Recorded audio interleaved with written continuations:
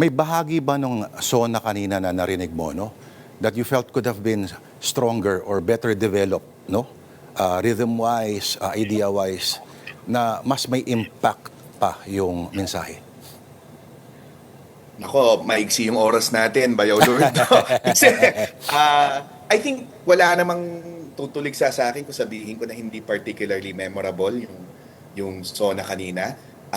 A lot of times it was jagged, sprawled. I think a lot of times nabanggit ko na yung code switching, hindi laging may logic. Tapos ang isa dun sa mga napansin ko, may mga pagkakataon na yung tonality na hinihiling sa'yo. Una, tonality of urgency and dissatisfaction. Given sa kahit sinong national leader, lalo na sa Pangulo na nagsusuna, no? Given na ililista mo yung mga naabot mo. Pero I think yung sinubukan niyang ipinta sa simula pala, napakasimple nung gusto niyang ipinta na posisyon eh.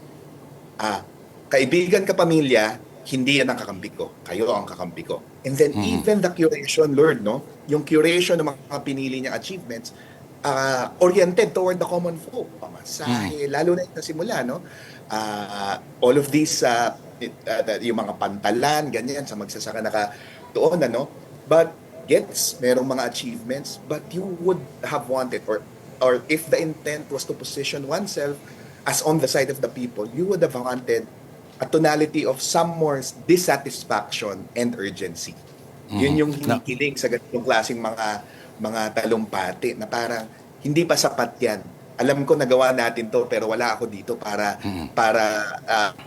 ibuhatin yung bangko tungkol dyan dahil eto pa yung gagawin natin. Which brings me yung dun sa pangalawang sa tingin kong dapat sana na marami pang mga linyang ganito, no? Yung voice of command. A lot of times, yung mga sinabi niya, hindi atas kung mapapansin nyo.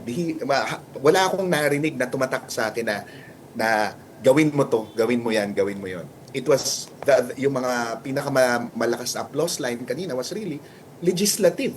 No? So medyo ipinataw niya ng konti sa legislatura